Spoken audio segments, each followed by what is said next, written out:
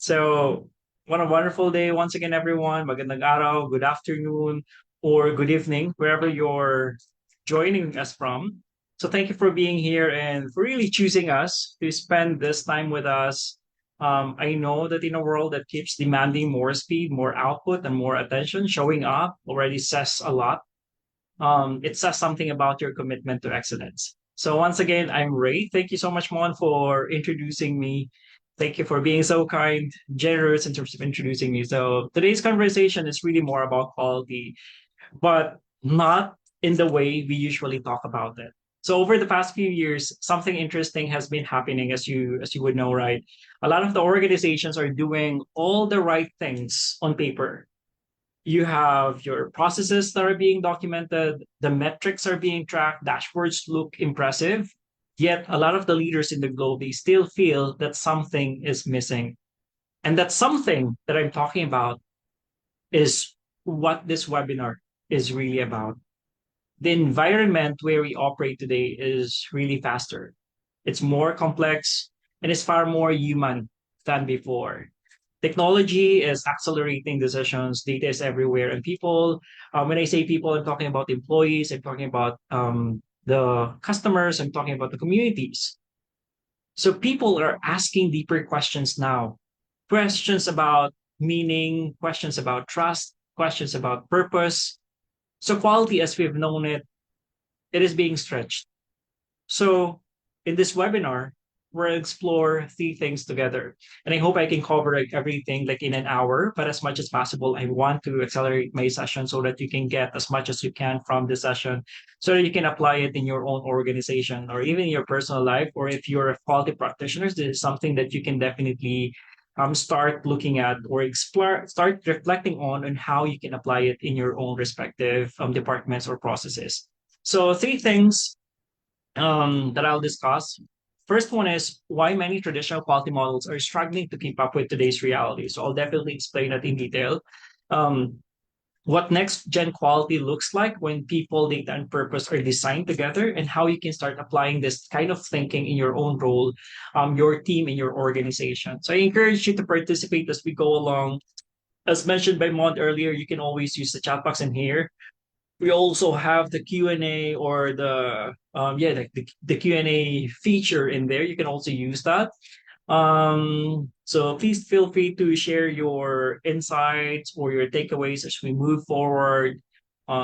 There's a lot of things that you can get from the session, and I hope that you can get maybe one to two things you can bring back to your own organization. So let me move forward. So I can say that quality has always evolved with the times, right?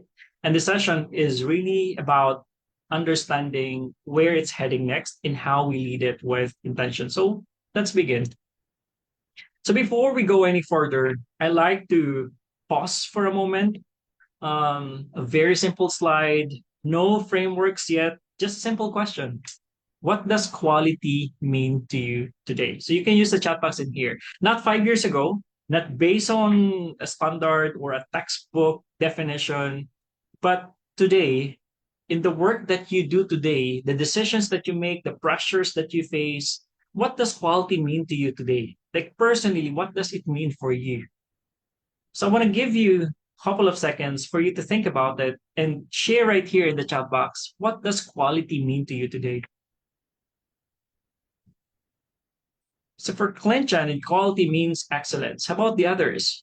How does or what does quality mean to you today? How do you define quality today?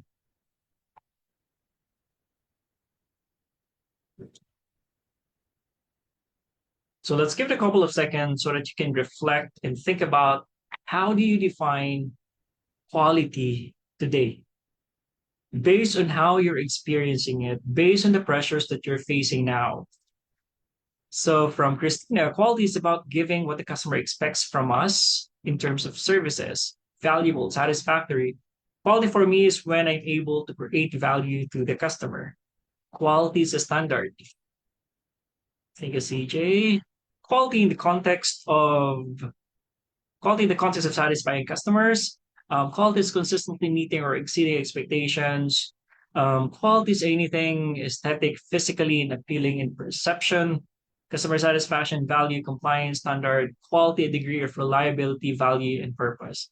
So please feel free to share right here in the chat box. Like, how do you look at quality today? Because at the end of this webinar, my hope is that your definition of quality will not be just clear. It will be richer. It will be more human, and it will be more relevant to the world you're operating in now. Okay, so let's move forward. So this is something timeless for sure because I've done this webinar last year, but today's webinar is pretty much so I cut a lot of the slides in terms of the evolution of quality. So those ones who attended the session, like the full blown of the session last year, were lucky. But this one, we just want to pack it in just 1 hour. So let me start with this, timeless quote coming from Henry Ford. So Henry Ford mentioned quality means doing it right when no one is looking. And it's one of the most quoted lines in the quality world, right? And for good reason, it speaks to integrity, it speaks to consistency, it speaks to craftsmanship.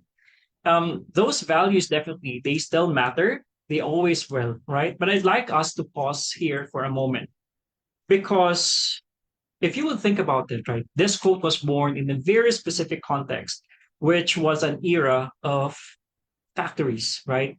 Era of manufacturing or era of mechanical systems and manual inspections.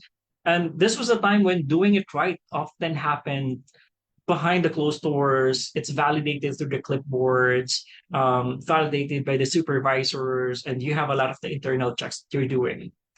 And in that world, quality was largely invisible. It was proven quietly, right? And accountability lived mostly inside the organization. And honestly, that made sense by then, right?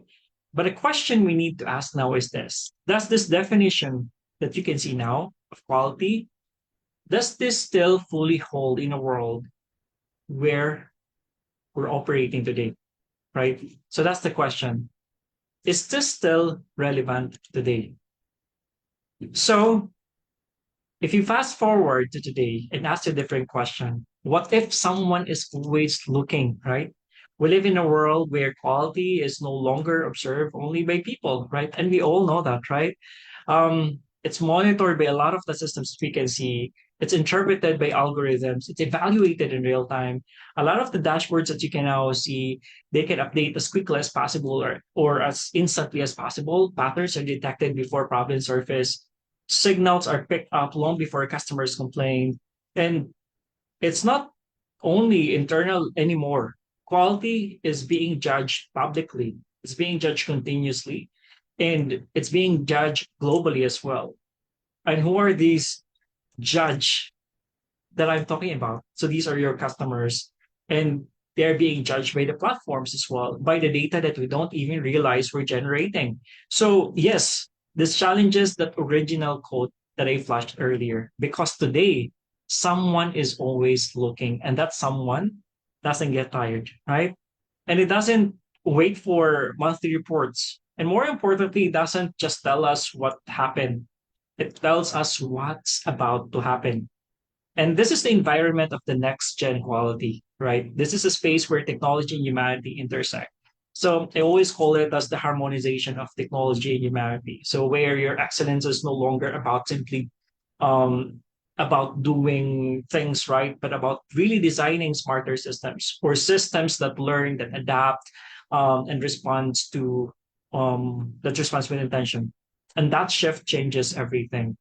So let me briefly walk you through our webinar today. This is designed to progress in a clear, intentional way, and each part building on the next. So we'll begin by looking at how quality thinking has evolved and why many organizations are moving away from the traditional playbook toward a new way of work. New way of work or moving forward. And from there, we'll define next gen quality, how excellence is being designed today around people, data, and purpose. And once the that foundation is clear, we'll step back and examine global trends, what leading organizations across industries are already doing, and what the evidence is telling us about where quality is headed. And finally, we'll focus on frameworks and tools you can use. So these are like practical ways so that you can translate these ideas that I'm going to share with you into everyday decisions, into the systems that you're using, and into leadership actions. So the goal for today is definitely simple, just to give you the clarity on where quality is evolving and confidence in how you can lead within that shift. If something sparks a thought or a question, so please feel free to share it right here in the chat box as we go along. I'll be more than glad to read it. I'll be more than glad to answer it right after my presentation. So let's start with how the old playbook is giving what they call that. Let's start with the playbook and how it's giving way to the new path forward. Okay. So according to the ASQ Speech Air Quality Report, 87% of the professionals believe that by 2030, quality will be deeply tied to technology and customer experience. If you think about it, that's really powerful, which tells us that quality is no longer confined to the process or a department. It's becoming more of like an ecosystem, right? It's being redefined in real time by how we use the data, how we design the experiences, and how we lead as ethically as possible, and how we show up for the people that we serve, which brings us to this pivotal question. What does it take to thrive in the next era of quality? Because the future is not waiting for us to catch up. It's already unfolding. And the quality leaders of today must become the designers of today and definitely of tomorrow. So, well, now let's talk about where quality is heading. For a long time, organizations follow the quality playbook that worked well in its time. It was designed for a world that moved slower, behaved more predictably, and really relied heavily on a lot of the analog systems. And the truth is that context has changed.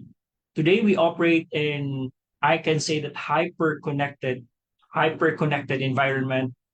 Decisions move faster, feedback is instant, and expectations shift constantly. And in that kind of world, the old assumptions about quality start to show their limits. So what you see in this slide are mindset shifts, right? How quality was traditionally approached and how it's being reimagined moving forward. So I'll just zoom in on three of these because they show the change most clearly. And there's just a lot of changes that you can see in here. But definitely you can, go ahead and research more of the other ones. But in a nutshell, these are the different changes or the different shifts that we're seeing now. So let me double click on like the first one, from inspection and control to built-in quality. Because historically, quality was something that we checked after the work was done, right? We inspect the output, we test the product, we catch the defect. And today, the focus is the upstream, or we move upstream. So in the next gen quality, excellence is designed directly into the process, which means that errors are anticipated, the risks are detected as early as possible, and the workflows that you have, they guide people toward the right outcome by default, right? So it's really powerful. And if you think about manufacturing, that's for example, instead of inspecting finished products or sensors, you have a lot of sensors now that can detect misalignment during assembly and that can stop the line as immediately as possible. So, which is really powerful. And if you think about Right. the daily ordinary life that we have, if you look at the coffee machine, if you own one, a lot of these coffee machines now, they clean it themselves after every use. So no reminders, no inspections, it's just what it is now, right? And if you think about the educational systems as well, these days, learning is reinforced through that continuous feedback and real-time assessment, not a single high-stakes exam at the end. So it's now being reinforced. So the insight for this first one that we're getting is what it tells us is that next-gen quality leaders, they design systems where quality happens naturally, right? Quality happens by default, right? That's what I mean by quality happens naturally because the system supports it. That's what's happening now. So the second one is from compliance driven to purpose and experience driven. So for a lot of years, quality revolved around meeting standards, like passing all the audits and avoiding a lot of the penalties, right? And that discipline still matters, but expectations have expanded. So customers and employees experience quality emotionally, not administratively, right? For example, in the healthcare industry, a hospital may meet every sanitation requirement, yet they still fail patients through the long waits or the impersonal care. So next gen quality designs the entire patient journey. They look at dignity as well, empathy, and even clarity. If you look at the food and beverage sector, safety standards are a baseline. And we all know that, right? But the experience, how customers are treated, how issues are handled, they define quality in their minds, right? Experience. And if you look at digital platforms these days, like for example, there's this system that can be, or there's a system that can be technically flawless and still frustrate users if it doesn't solve the real problem simply. So what this tells us is that the next generation experiences quality first and measures it later. And the third one that I want to highlight in here is from efficiency focus to balance of efficiency, innovation plus resilience. Efficiency has long been a quality goal, doing more with less. Yeah, that's how we usually look at efficiency at the end of the day. But in today's environment, efficiency alone creates fragility, right? Next gen quality value systems that can absorb the shocks, that can adapt as quickly as possible and evolve over time. For example, in operations, you have that perfectly optimized supply chain, but it can collapse when disruptions hit, right? A resilient system can reroute, can localize, can respond in real time. And during the pandemic, if you still can remember that a lot of the organizations with flexible cultures and digital readiness, they were able to adapt as fast as they can than those optimized only for stability, right? And if you look at innovation, the teams that value learning and experimentation, most of the time they create the breakthroughs, right? While overly rigid systems, they protect short-term output at the cost of long-term relevance. So what is it telling us now? Like efficiency sustains performance, resilience and innovation and agility sustain relevance, which is very important. Relevance is very important, not just performance. And these different types of shifts that I'm sharing now that you can see right here, these are not like buzzwords, right? They're happening, right? They reflect how work, how expectations, and how leadership have already changed. And you'll notice something important here that transformation is not driven by technology alone. It comes from combining tech fluency, human understanding, and systems thinking. And those three capabilities, they define leaders who are shaping next gen quality today. And that's what we'll continue to talk about as we move forward. So here's a great example of what a shift looks like in practice. And according to a McKinsey study, companies with agile quality systems are 30% faster in responding to customer feedback and 25% more resilient during crisis, which tells us something even powerful. The quality is no longer about control, right? It's about adaptability. It's about being able to learn, being able to adapt, and being able to evolve in real time. In a world where quality is constant, agility definitely is, I can say that it's no longer a luxury. It's a core capability of excellence to a lot of organizations now. And this is the key part of what makes quality truly next gen. So, what's the challenge with sticking to the traditional quality models? Because I know this is one of the questions that you may be asking, right? Here are some of the pain points that a lot of the organizations continue to struggle with. So, let me give you some. So, number one, the slow response time. Like, for instance, when a customer submits a complaint through email, but it takes 2 weeks and five follow ups just to get a generic response. For example, in your company, you receive the customer feedback after um, about a delayed delivery, but the feedback has to go through, for example, several layers or three layers, if you will. It will go through customer service, QA, logistics, and so forth before any action is taken. And by the time the issue is addressed, the customer is already lost.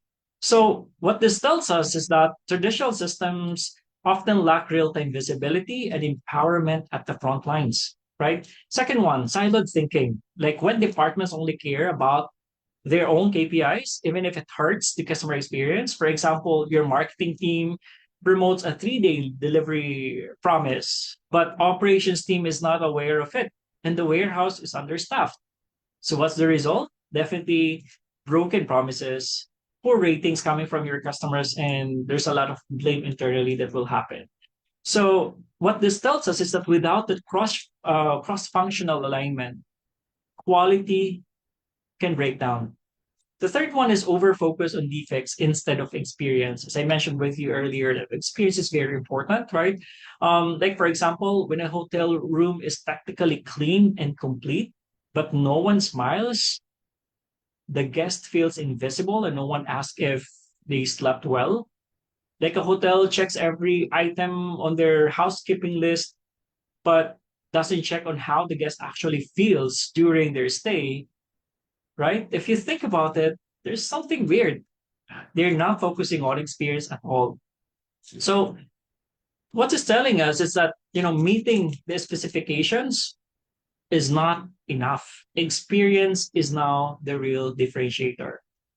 The third one is the lack of digital integration. Like if you have different teams, and a lot of the teams, they use different systems and no one sees the full picture. For example, your HR team uses one platform for onboarding, your IT team uses another for equipment request, your finance team uses a third system for payroll, and the new hires get caught in delays and confusion because these systems do not talk to each other.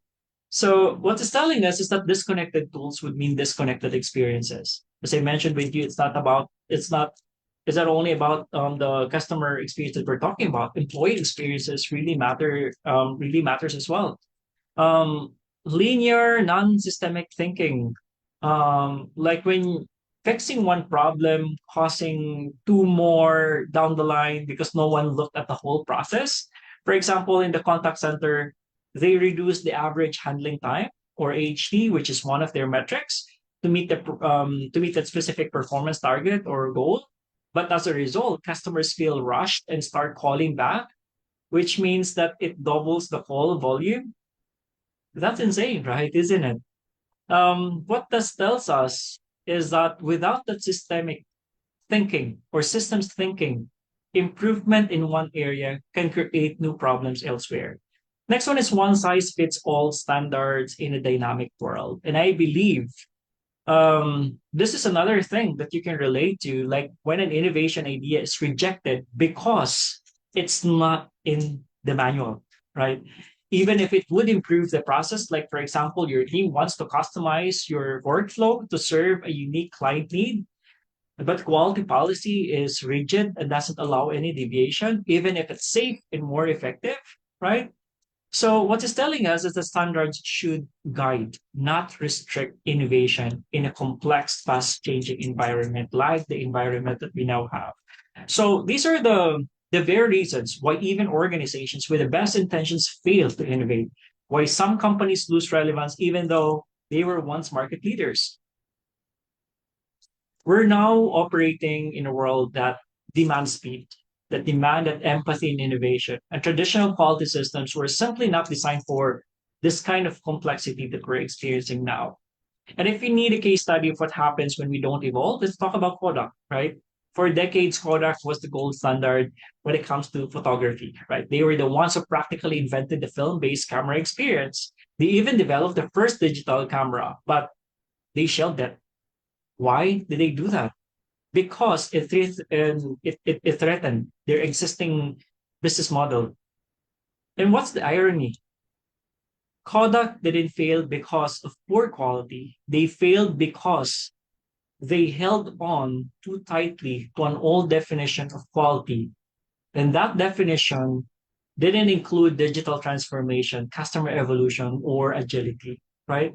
In many ways, Kodak reminds us that excellence without relevance is a recipe for extension. So the key question becomes, are we clinging on to old definitions of quality while the world is evolving around us?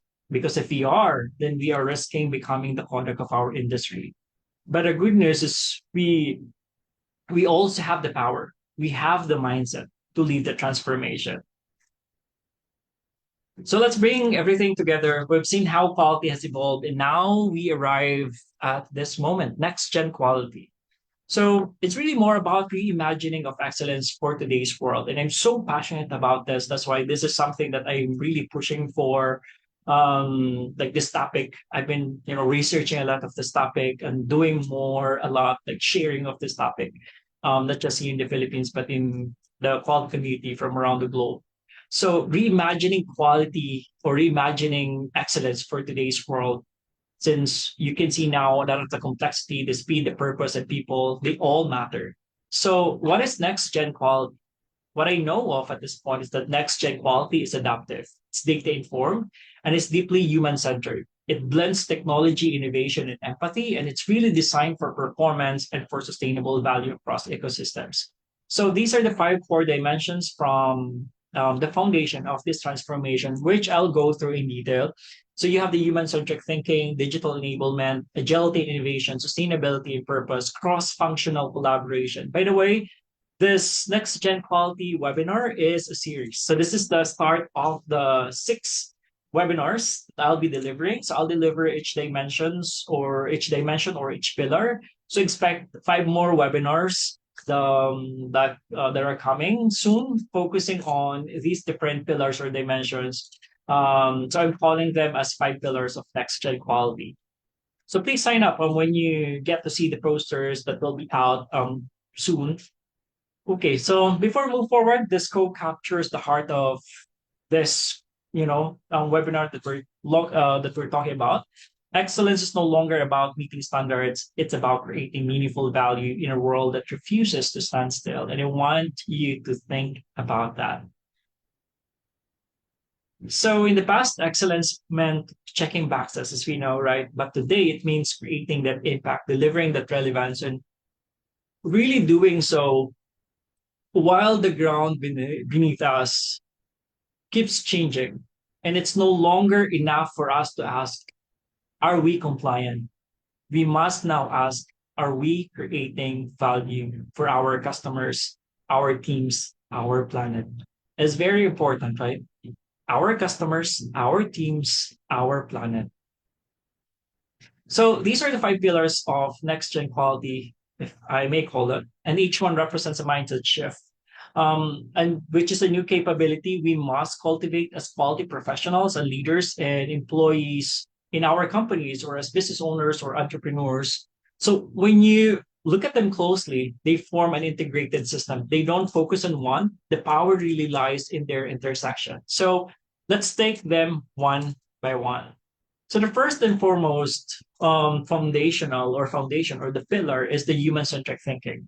So next gen quality begins with people, not process. It's about designing systems that can really serve the user, that can serve the employee, that can serve the community, which means that we prioritize empathy, inclusivity, and psychological safety. So we build the journeys, not only the outputs, and really align the design thinking and emotional intelligence.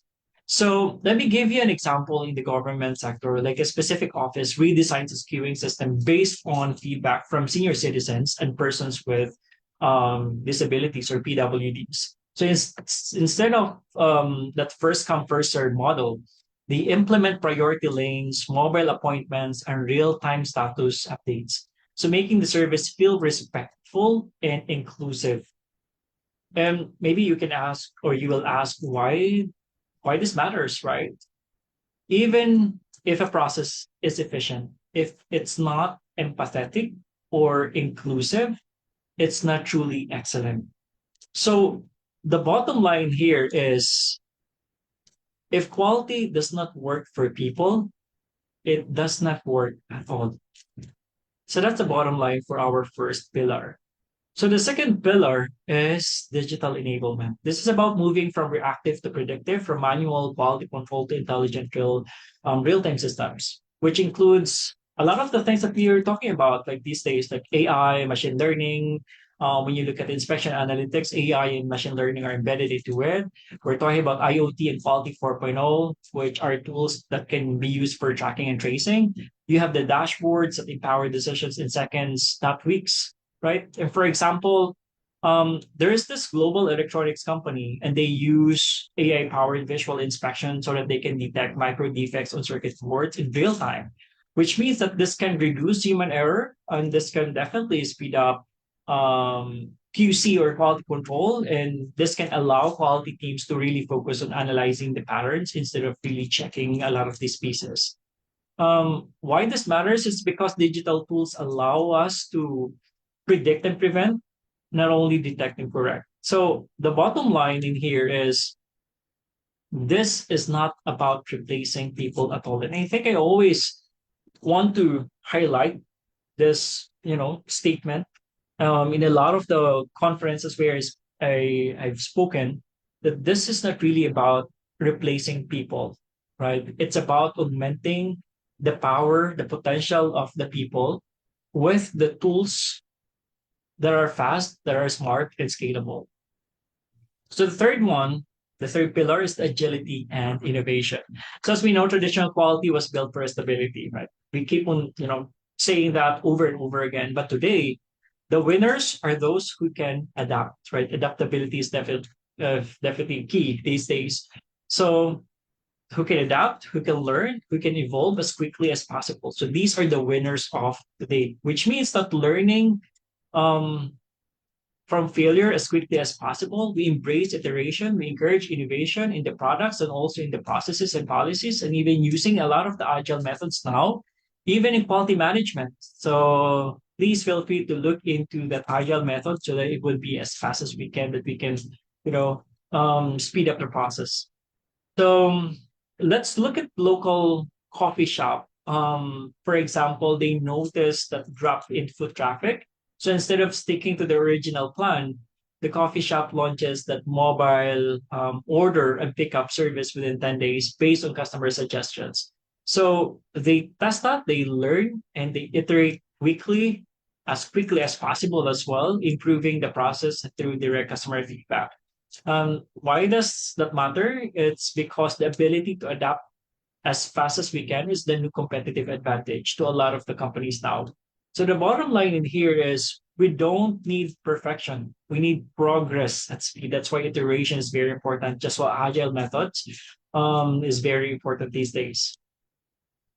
And the fourth one is sustainability and purpose. This is one of the what they call it. We've been focusing in this for quite some time since I think 2016. There we keep on talking about sustainability. It's very important, especially now that the voice has become greater when it comes to talking about sustainability, and which is really more about going beyond profit. We're going toward that impact. So, what does this include? It includes aligning with your ESG goals. A lot of the companies would now have your ESG goals, your environmental, social governance goals, right? Promoting transparent, ethical supply chains is very important these days as well. And really shifting from that short-term metrics to long-term life-centered KPIs.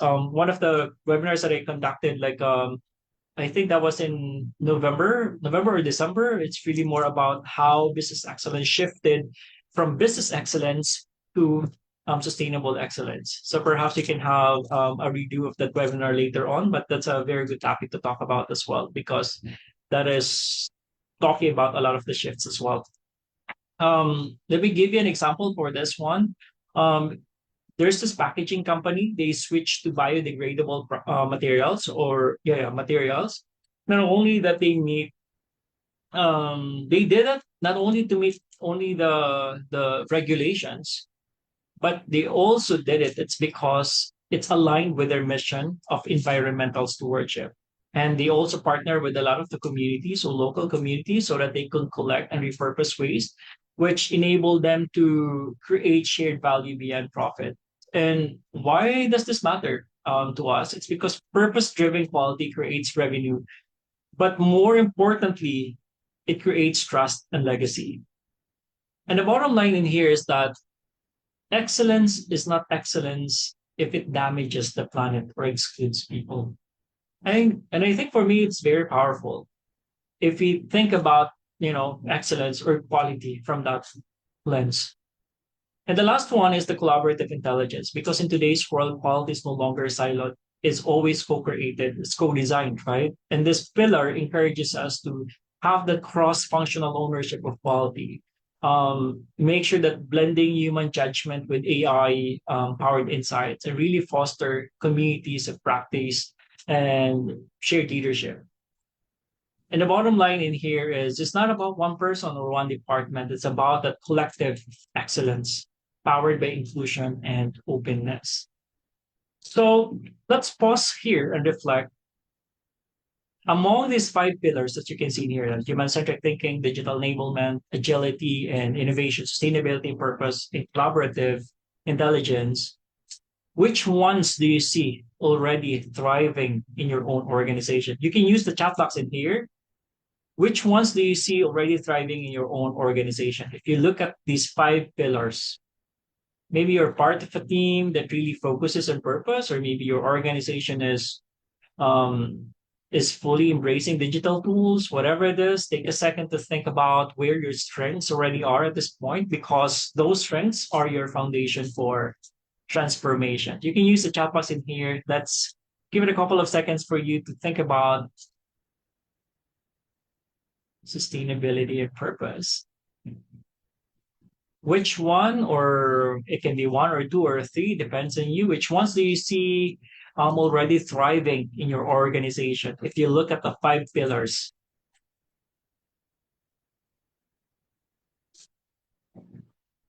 so let's give it a couple of seconds so that you can use the chat box in here and share which one or ones do you see already thriving in your organization. I can see agility and innovation. Okay, that's amazing. I mean, looking at agility and innovation, especially right here in our country, it's very important, agility and innovation. In a lot of the organizations, whether it's private or public, digital enablement, agility and innovation. Okay. Okay, let's give a couple of seconds so that others can share. Okay. Human-centric thinking. That's amazing. So, on the other hand, let's also look at again. Let's look at again the five pillars of next gen quality. Let's flip the question: which of these pillars needs more attention in your organization? Okay, which of these pillars needs more attention in your organization? Is it cross-functional collaboration that still feels too siloed, or is digital transformation happening but not truly enabling, or maybe purpose and sustainability are still just words in a brochure?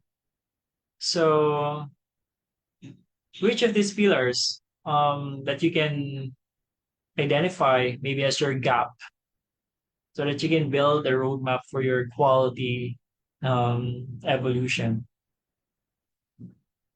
So let's give it a couple of seconds. Which of these pillars do you believe needs more attention in your organization?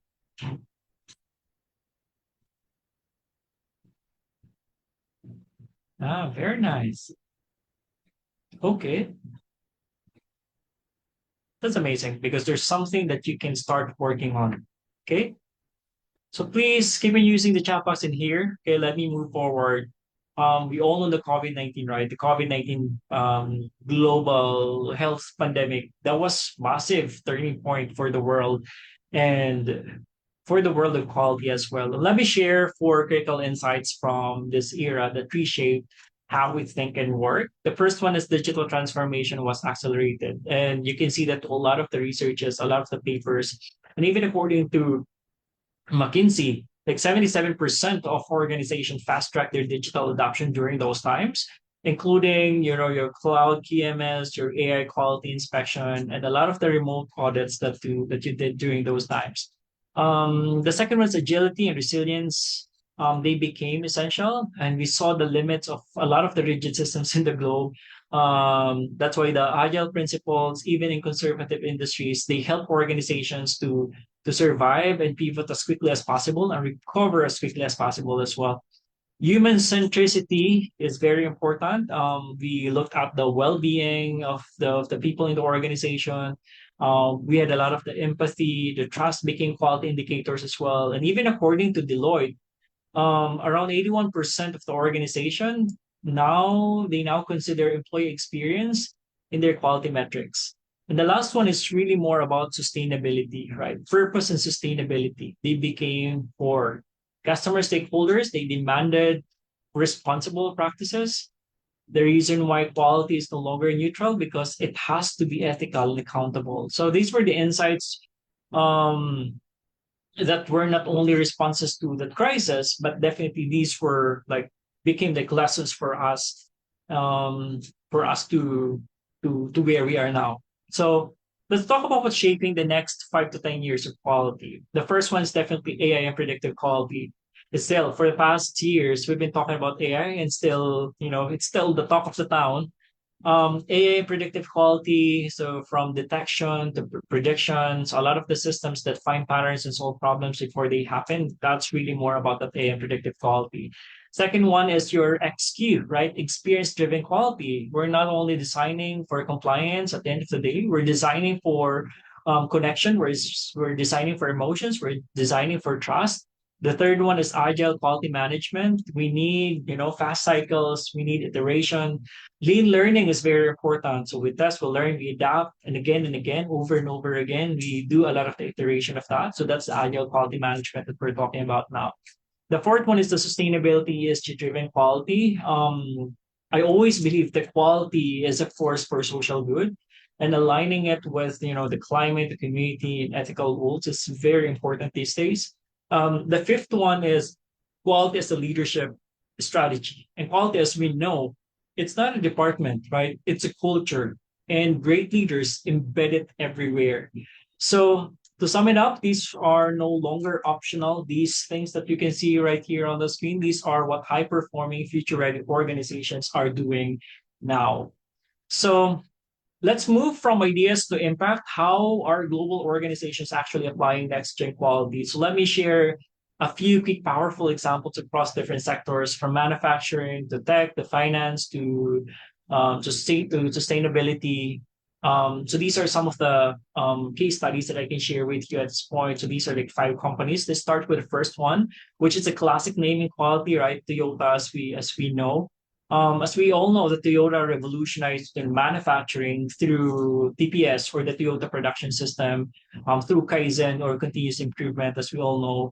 But what makes them stand out today is how they're evolving Kaizen for the digital era. Toyota now combines AI, IoT, and real-time sensors so that they can enhance its already strong lean practices. So if you have lean practices already in your organization, you can also take a look at exploring this AI, a lot of these capabilities now, right? The machine learning AI, and a lot of the things, or a lot of the emerging technologies that you can embed, right? Quality 4.0, it offers a lot of these digital technologies or emerging technologies. And these technologies really help them from detecting potential defects before they happen. So if you think of it as predictive quality, if you will, right, where you can see the quality issues are flagged and fixed in real time rather than after the fact.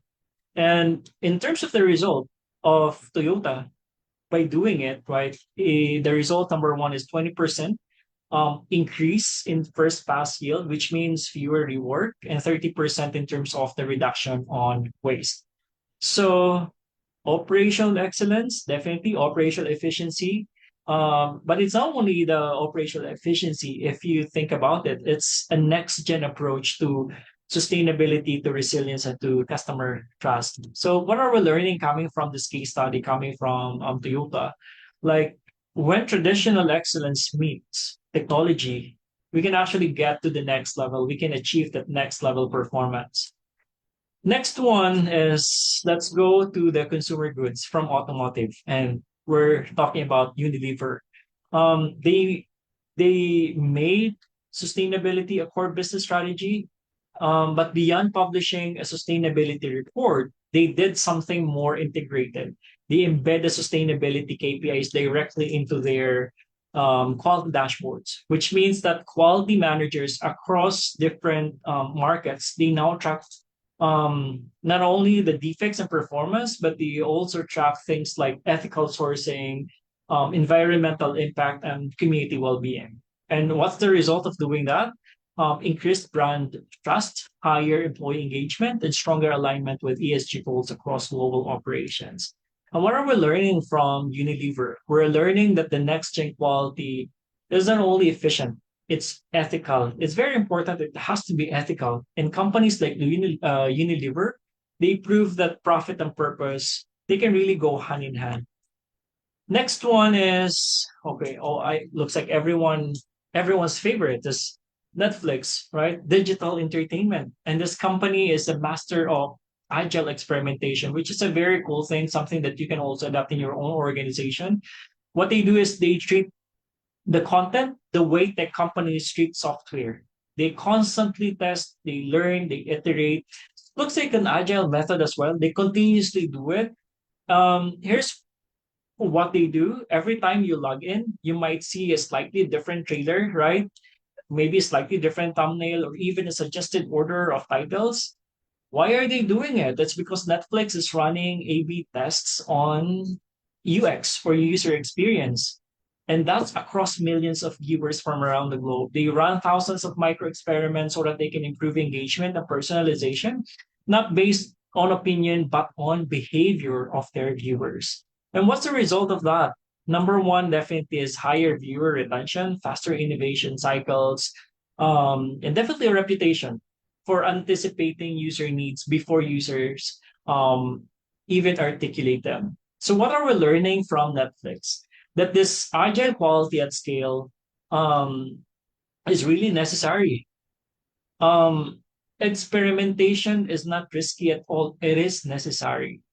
It's not only about the content, it's about delivering that value through experience driven quality. Let's now move to the world of finance and customer service. That's American Express or Amex. So Amex wanted to evolve from compliance focused quality to customer experience focused quality. So what did they do? So they built a culture of quality around service. So they implemented real-time feedback loops around customers and they trained their customer service agents in empathy and emotional intelligence. And they really gave employees ownership of the customer experience, which means that they're able to empower the customer service agents to solve problems creatively. And the result of that is 40% increase in customer satisfaction and 15% improvement in resolution speed. So what have we learned from Amex? Yes, they built that better process, but more than that, they built a better relationship with their customers. And this is human centric thinking plus leadership strategy at work. And it proves that quality is not really more about the operations, it's really a driver of loyalty and trust. And the last one is, one of my favorite brands, Patagonia. Patagonia designed high performance gear, and beyond that, they design for longevity, ethics, and repairability. And in terms of the philosophy of Patagonia, they don't buy new, they repair what you have. So their quality model includes repairs for life, campaigns that encourage customers to buy less, and a transparent supply chain that reflects value or values over volume. And the result of what they're doing is first one is the cult like customer loyalty, a 90% retention rate in the brand that people really follow not only for the products that they have, but really the principles of Patagonia. So what I've learned with these companies that sustainability is quality, right? Their quality is measured in product lifespan and in terms of the impact and trust and conscience. And this is a beautiful example of that sustainability and purpose and collaborative intelligence. So let's talk about roles. In traditional quality systems, we have titles like QA officer or QC inspector, for example, roles that primarily focus on compliance, um, audits, or checking for defects. But the world is really changing, and so are the expectations, right? And in the next gen system, we now see roles like quality experience architect, someone who checks boxes and designs entire journey to ensure customers and employees have seamless quality interactions. You have QC inspectors, they become real time quality analysts. They harness dashboards and IoT to detect quality issues before they impact the customers. And you also have from process engineers, they evolve now into innovation catalysts, which means that they drive cross functional thinking and design led problem solving. And just to sum it up, the message in here is clear that quality is not static, right? It's expanding its reach and we need to grow with it. So it's not only about the new roles, right? It's also about mindsets, the new mindsets. Gone are the days when quality leadership meant knowing all the tools, because today it's about embodying six core ways of thinking. You have the systems thinking, right? Which helps us see the big picture, not only the isolated defects. Second one is empathy driven leadership, which ensures that we build experiences, not only the processes that we build, but we build experiences. Third one is data-driven curiosity, which means that um, we ask better questions. We don't just, collect a lot of these numbers, but we ask better questions. Next one is agility and adaptability, which can help us thrive in, constant changes that we're experiencing or that we're facing. Purpose orientation is very important, which keeps our focus aligned with the long-term impact. And finally, your collaboration over control, which reminds us that quality thrives in teams, not silo. Okay. I'd like to throw a quick reflection in here. Look at the six mindsets again. Which one do you feel um, is already strong in your organization or in you as a leader? And more importantly, which one do you feel needs to be strengthened this year? I'll give you a couple of seconds. Maybe just one question that I can ask you. Which one do you think needs to be strengthened this year for you personally? Which among these mindsets, which one do you feel or do you think needs to be strengthened this year? Yeah, data for curiosity. Number two is empathy driven leadership. Number six is collaboration over control. Agility and adaptability, collaboration over control. It's great to keep on using the chat box in here. I want to share with you as well. This is the practical playbook. These are the six strategic moves that you can start with wherever you are in your quality journey. The first one is for you to start defining the purpose beyond compliance, because quality is about creating that value, as we talked about earlier. Second one is building the culture of curiosity, where your teams regularly reflect, ask, and learn. The third one is for you to digitize your quality processes, but you have to do it intelligently. You don't just automate, you have to make sure that you eliminate, right? The fourth one is empower quality ownership across functions. No more quality is QA's team jobs or Q or quality department's job, right? The fifth one is apply agile principles, small wins, short feedback loops, the fast iteration, and lastly, you have to measure what matters. You have to go beyond the defects and look at trust and impact and experience. So, okay. This captures the shift that we're making, that we've been talking about since earlier, from the traditional quality, which focused on compliance and cost control, to the transformational quality, which is about impact, purpose, and that relevance, that strategic relevance that we're talking about. So, in a full spectrum change in mindset, from quality, from compliance first to experience first, in leadership, from centralized command to shared empowerment. So in process design, from the rigid to agile and innovative. In technology, from spreadsheets to AI and real-time data, and in measurement, from defects to trust and sustainability and value. So this is the real journey that we're talking about, so that we are transforming what we value. So let's talk about maturity as well. This model shows five stages of evolution that organizations typically go through. To level one, quality is seen as a burden, compliance and firefighting dominate. You have your level two, things are more stable but still siloed, if you will. Level three, this is the breakthrough part, right? Quality becomes integrated across the teams and aligned to customer outcomes. And then your level four, this is data informed and adaptive. It uses real time, or the company uses the real time insights and agile loops. And the level five is definitely, this is our goal. Quality becomes that enabler, strategic enabler for your organization. It's ethical, innovative, and deeply human centered. And if I want to expand it, it's a deeper look across the dimensions. Notice how the mindset, the leadership, the process design, the tech, the metrics all evolve together. So you cannot expect agility with the rigid SOPs for sure. You cannot talk about innovation if your tools are still paper based. Transformation definitely is holistic. It touches culture, it touches leadership, it touches tools, and how we measure success.